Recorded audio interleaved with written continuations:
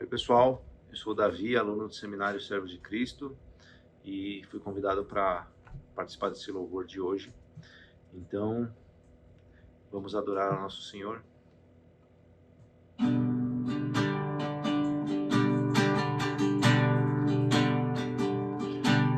grande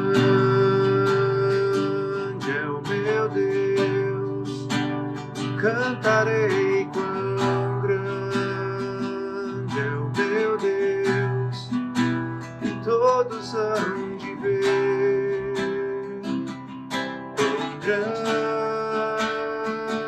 é o meu Deus.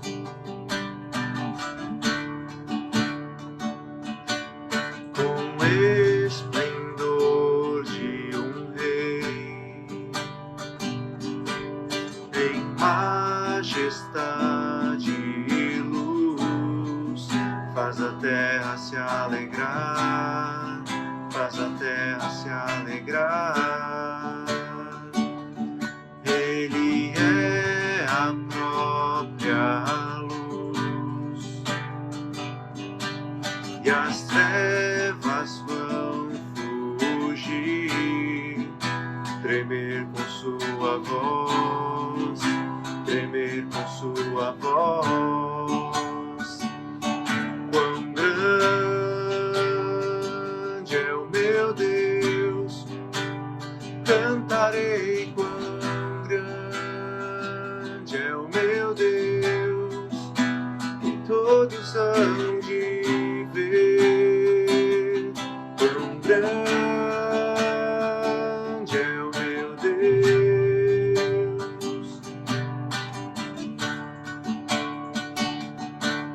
Por gerações Ele o tempo está em tuas mãos, o começo e o fim, o começo e o fim. Três se formam em um, Filho, Espírito e Pai, Cordeiro e Leão, o Cordeiro e o Leão. Quão grande é o meu Deus, cantarei quão grande é o meu Deus, e todos hão de ver quão grande é o meu Deus. Sobre todo nome é o seu. Tu és digno do louvor. Eu cantarei quão grande é o meu Deus, é o meu Deus. Quão grande é o meu Deus, cantarei quão grande é o meu Deus, e todos hão de ver quão grande é o meu Deus.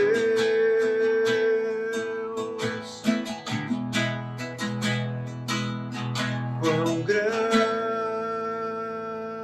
é o meu Deus, cantarei quão grande é o meu Deus, e todos hão de ver quão grande é o meu Deus.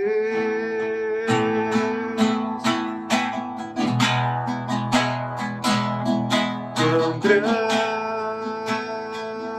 é o meu Deus, cantarei quão grande é o meu Deus, e todos hão de ver quão grande é o meu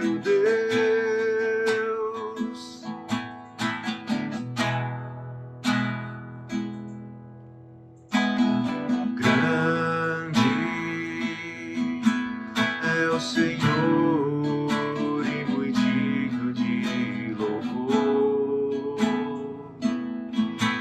Na cidade do nosso Deus, teu santo monte,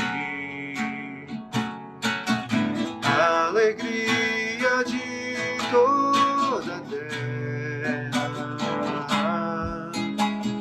toda a terra.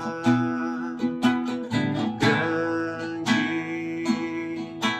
é o Senhor em quem nós temos a vitória, que nos ajuda contra o inimigo. Por isso diante dele nos prostramos,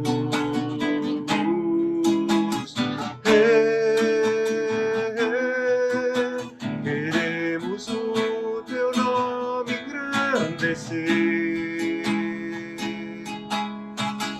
e agradecer-te por tua obra em nossas vidas. Confiamos em teu infinito amor, pois só tu és o Deus eterno sobre toda a terra e céus.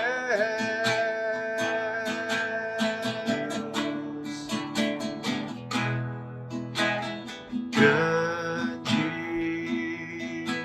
é o Senhor e muito digno de louvor.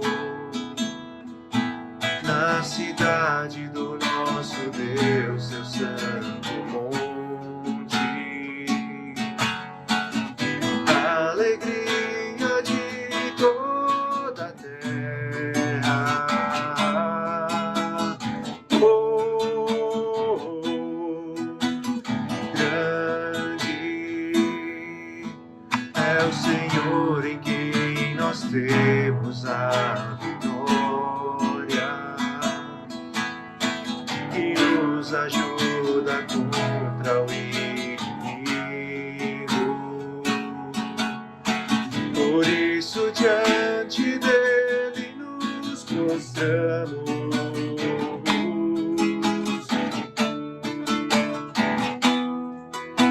queremos o teu nome engrandecer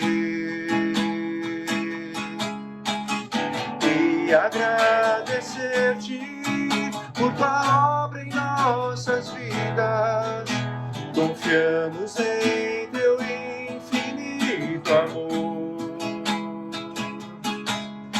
pois só tu és o Deus eterno sobre toda a terra e céus.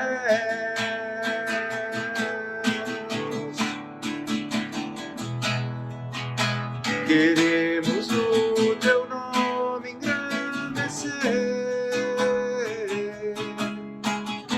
e agradecer-te por tua obra em nossas vidas. Confiamos em teu infinito amor, pois só tu és o Deus eterno sobre toda a terra e céus.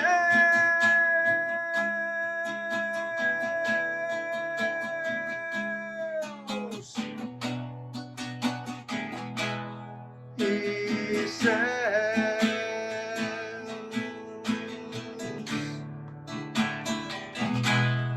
E céus.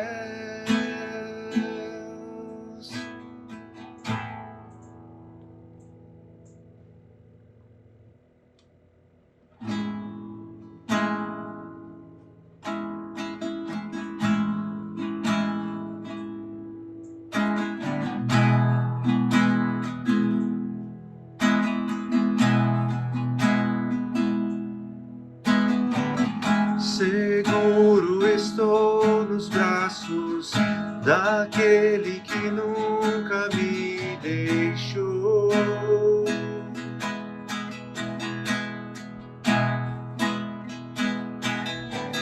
Seu amor perfeito sempre esteve repousado em mim. E se eu passar pelo vale,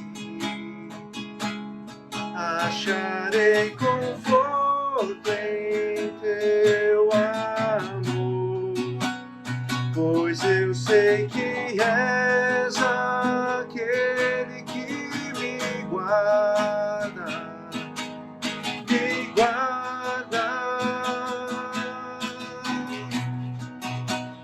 Em teus braços é o meu descanso,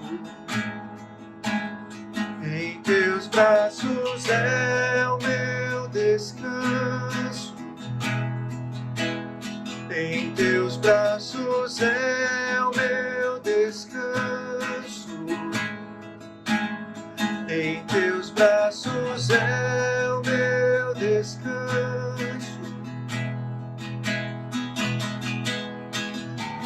Seguro estou nos braços daquele que nunca me deixou.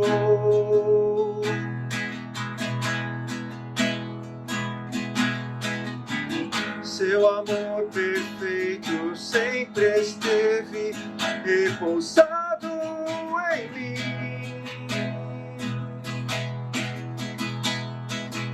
E se eu passar pelo vale, acharei conforto em teu amor, pois eu sei que és aquele que me guarda, me guarda. Em teus braços é o meu descanso, em teus braços é o meu descanso, em teus braços é o meu descanso, em teus braços é o meu descanso, em teus braços é o meu descanso, em teus braços é o meu descanso. Recaio em tua graça, recaio de novo em tuas mãos.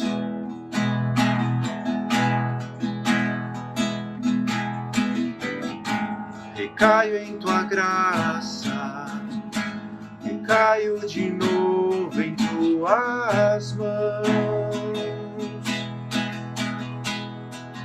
E se eu passar pelo vale, acharei conforto em teu amor, pois eu sei que és aquele que me guarda, me guarda. Em teus braços é o meu descanso, em teus braços é o meu descanso, em teus braços é o meu descanso,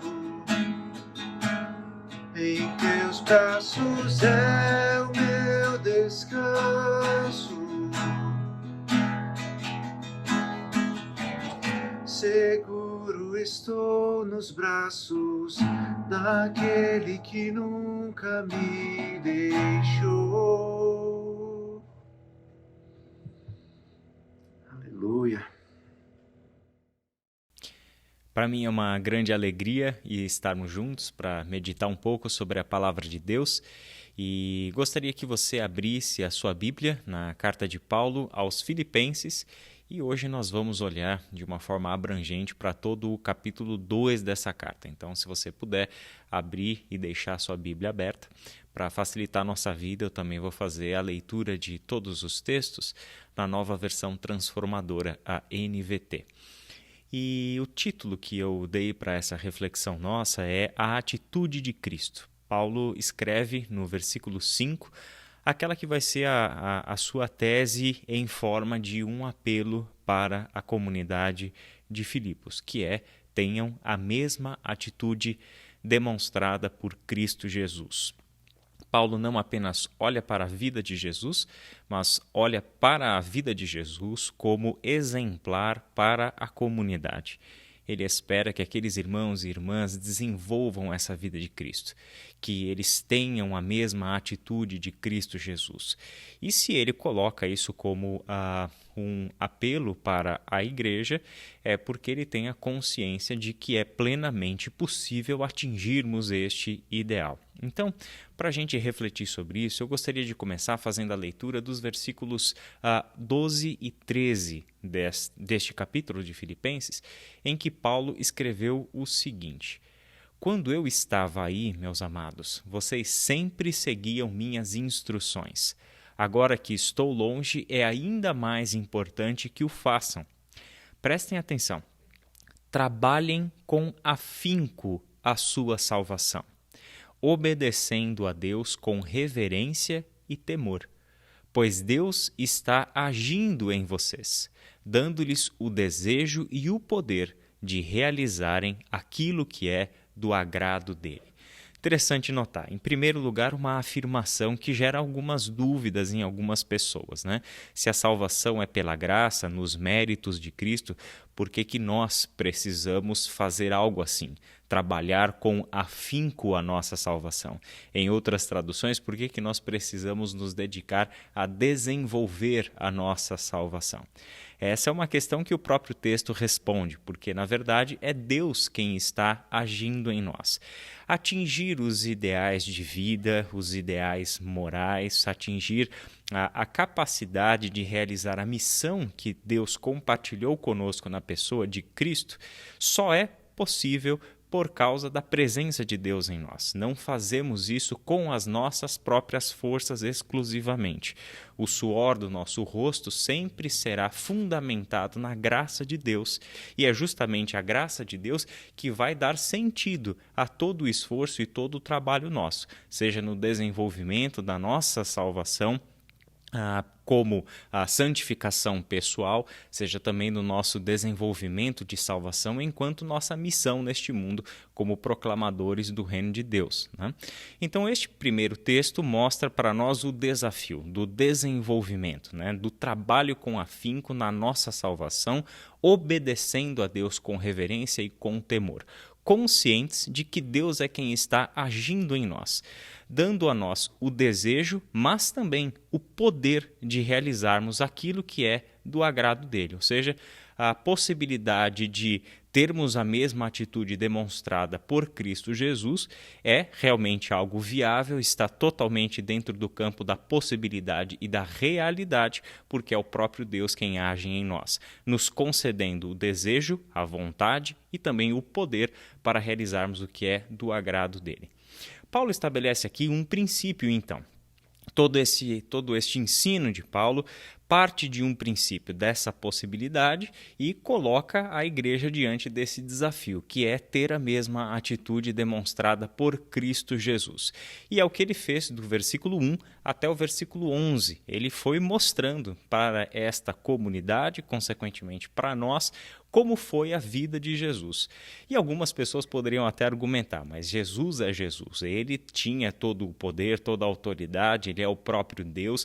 Nós sabemos que Paulo e a igreja tinha essa consciência, então talvez nós estamos colocando para nós, meros mortais, pequenos humanos, um ideal inatingível. Nós estaríamos falando de uma realidade que não se aplica a nós, que seria até mesmo muita pretensão da nossa parte sermos como Cristo foi, demonstrarmos a mesma atitude demonstrada por Cristo Jesus. antecipando esse impedimento natural e totalmente compreensível, olhando apenas para as nossas limitações, finitude, incapacidade, fraqueza, o apóstolo Paulo nos dará 3 provas de que, sim, é possível viver segundo esses ideais. É possível, sim, desenvolvermos a nossa salvação, trabalharmos com afinco a nossa salvação, colocando Jesus Cristo, a vida de Jesus Cristo, como o nosso alvo. A primeira prova é ele mesmo. Versículo 16, 17 e 18, Paulo escreveu assim: apeguem-se firmemente à mensagem da vida. Então, no dia em que Cristo voltar, me orgulharei de saber que não participei da corrida em vão e que não trabalhei inutilmente. Contudo, me alegrarei mesmo se perder a vida, entregando-a a Deus como oferta derramada, da mesma forma que o serviço fiel de vocês é uma oferta a Deus. E quero que todos vocês participem dessa alegria. Sim, alegrem-se e eu me alegrarei com vocês. A própria situação de Paulo, quando escreve Filipenses e as demais cartas da prisão, é uma prova de que o que estava acontecendo com a sua vida naquele momento era uma demonstração de alguém que decidiu ser como Cristo, que decidiu entregar a sua vida ao serviço, ao trabalho, e por causa disso sofria consequências. Sofria as consequências da prisão, das acusações injustas que sofria. Ele sofria a possibilidade de iminentemente perder a sua vida por causa do serviço, do evangelho, enfim. A própria situação de Paulo era uma demonstração de que os passos que foram dados, que levaram ele até a prisão, eram exatamente passos na direção daquilo que ele chamava a atitude demonstrada por Cristo Jesus. Alguém que se entregou e se entregou integralmente ao serviço, às pessoas, às comunidades que havia formado. Assim Paulo estava vivendo. A sua entrega era justamente o meio pelo qual ele estava servindo a Deus, servindo aqueles irmãos, atendendo assim ao seu chamado. Então, o que Paulo demonstrou aqui? Ele demonstrou a alegria do bom trabalho que havia realizado e que ele tem consciência de que todo o trabalho realizado por nós, em nome de Cristo, é uma oferta de vida. Não são apenas atividades isoladas, não são pequenas coisas que nós colocamos na nossa agenda e dizemos que isso foi para Deus, isso foi para os nossos irmãos, isso foi para a igreja. Não. A consciência que nós temos aqui é que o trabalho realizado, o serviço que nós temos é uma oferta de vida integral. Tudo o que nós somos, tudo o que nós vamos nos tornar, tudo o que nós desejamos, tudo o que nós pensamos, tudo o que nós fazemos é uma oferta ao Senhor, ao serviço do reino de Deus. A segunda prova que Paulo nos dá da possibilidade de desenvolvermos a atitude de Cristo Jesus é Timóteo. Versículos 20 a 22. Não tenho ninguém que se preocupe sinceramente com o bem-estar de vocês como Timóteo. Todos os outros se preocupam apenas consigo mesmos e não com o que é importante para Jesus Cristo. Mas vocês sabem que Timóteo provou seu valor. Como um filho junto ao Pai, ele tem servido ao meu lado na proclamação das boas novas. Com Timóteo, ele esclarece algo ainda mais interessante aqui para nós. É que aqueles que decidem ser como Cristo se tornam pontos fora da curva em um determinado contexto. Timóteo tinha um diferencial, que é, enquanto todo mundo, e isso é o contexto dele, né? Enquanto os seres humanos, enquanto as pessoas estão preocupados apenas consigo mesmas, enquanto que o nosso campo de ação é aquilo que nós desejamos para nós, as nossas motivações estão direcionadas para nós, eu tenho um sujeito como um Timóteo que mostrou que ele consegue ser diferente. Consegue ser diferente na consciência de que Deus é quem opera em nós, concedendo-nos tanto o desejo quanto o poder para sermos dessa forma. Essa consciência ele via claramente na pessoa de Timóteo, mas via também nas suas ações, no seu modo de vida. A sua vida era uma entrega, e assim é que Timóteo provou o seu valor, colocando os interesses dos outros acima dos seus próprios interesses pessoais. Ele considerou os outros mais importantes do que ele mesmo, e dessa forma ele serviu ao lado do apóstolo Paulo na proclamação das boas novas. A terceira prova que Paulo nos dá aqui é a vida de Epafrodito, um personagem menos conhecido, mas não menos importante, justamente pelo que Paulo escreve sobre ele. Ele diz assim, versículos 25 a 30, enquanto isso, penso que devo enviar-lhes de volta Epafrodito. Ele é um verdadeiro irmão, colaborador e companheiro de lutas, que também foi mensageiro de vocês para me ajudar em minha necessidade. Ele deseja muito vê-los e está angustiado porque vocês souberam que ele esteve doente. De fato, ficou enfermo e quase morreu. Mas Deus teve misericórdia dele e também de mim, para que eu não tivesse uma tristeza atrás da outra. Por isso, estou ainda mais ansioso para enviá-lo de volta, pois sei que vocês se alegrarão em vê-lo e eu não ficarei tão preocupado com vocês. Recebam-no com grande alegria no Senhor e deem-lhe a honra que ele merece, pois arriscou a vida pela obra de Cristo e esteve a ponto de morrer enquanto fazia por mim o que vocês mesmos não podiam fazer. Esse é um testemunho muito bonito que Paulo deu acerca de Epafrodito, assim como as ações de Epafrodito são tremendamente exemplares, né? Paulo o descreve como verdadeiro irmão, como colaborador, como um companheiro de lutas, né? Literalmente uma pessoa que está conosco na batalha, como um soldado que luta do nosso lado, ombro a ombro, né? Ali no calor da batalha, é a este soldado que você confia sua proteção, né? Então a gente tem aqui uma metáfora muito bonita, onde Epafrodito é este companheiro de lutas para o apóstolo Paulo e para esses irmãos consequentemente. O que Epafrodito demonstrou aqui? Ele arriscou a vida pela obra de Cristo. E é interessante que, nesta ocasião específica, a obra de Cristo era assistir Paulo em suas necessidades enquanto ele estava preso. O apóstolo Paulo, naquela condição de um preso do Império Romano, nós sabemos que o Império Romano não fornecia o subsídio para que essas pessoas, né, os seus prisioneiros aguardando julgamento, fossem sustentados. Então era necessário que eles próprios, ou com a ajuda de familiares e amigos, se sustentassem enquanto estava preso. Então Paulo estava completamente dependente, né, na espera do seu julgamento, sem ter plena certeza do qual seria o veredito, mas também completamente dependente para a sua sobrevivência desses irmãos. E Epafrodito foi o enviado da igreja de Filipos para levar a ajuda que Paulo precisava para enfrentar aquele momento difícil. Epafrodito, portanto, é a terceira prova de que é totalmente possível vivermos como Cristo viveu, e demonstramos isso quando olhamos para toda a abrangência da nossa missão.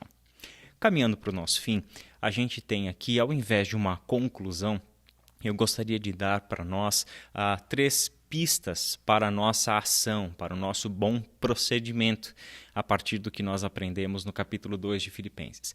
Em primeiro lugar, eu acredito que nós, como Igreja de Jesus Cristo, devemos urgentemente desenvolver a consciência da realidade da nova vida e dos seus valores.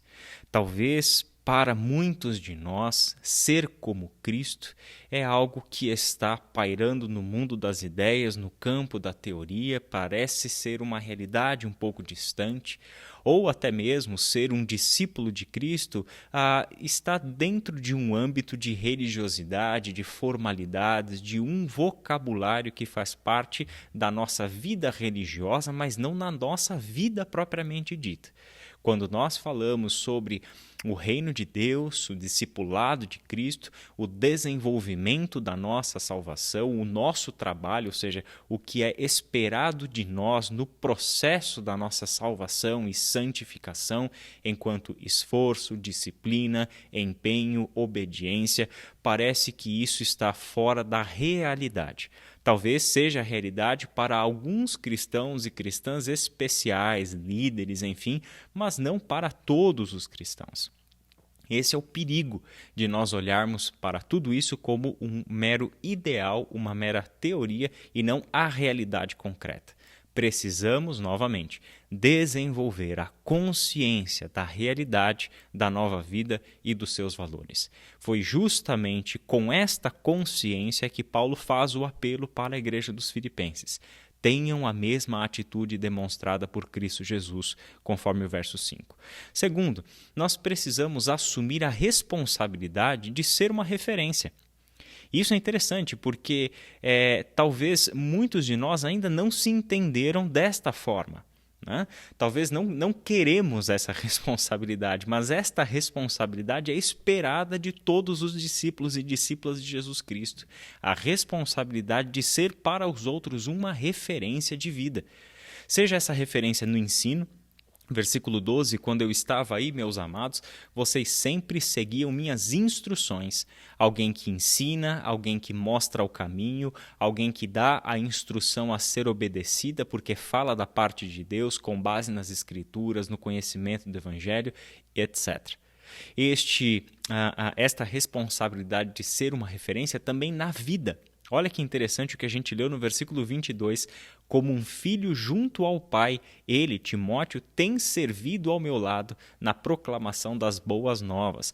A imagem familiar que Paulo utiliza aqui, um filho ao lado do seu pai, mostra que Paulo se tornou para Timóteo uma referência de vida. Né? Era alguém que tinha-o como o seu filho, claro, na fé. Timóteo tinha-o como o seu pai e demonstrava essa relação referencial com o apóstolo Paulo a partir do seu companheirismo, da sua amizade, da sua imitação, da sua obediência e etc.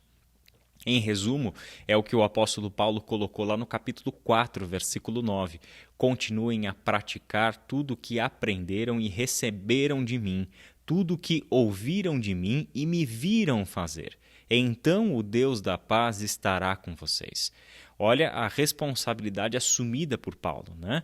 Continuem a praticar tudo o que aprenderam, receberam de mim, ouviram eu dizer, viram eu fazer. Né? A totalidade da minha vida é uma referência e por isso continuem nessa direção.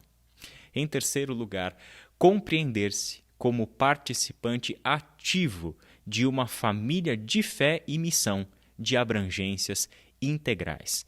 A nossa fé e a nossa missão acontecem dentro de um ambiente familiar, que, em primeiro lugar, todos estão em serviço, não apenas um ou outro, todos estão em serviço. Por exemplo, versículo 16, não trabalhei inutilmente. Paulo sabe do seu trabalho e sabe que está ali trabalhando em resposta e no poder da graça de Deus que atua nele. 1 Coríntios capítulo 15, versículo 10. Também no versículo 17, o serviço fiel de vocês é uma oferta a Deus.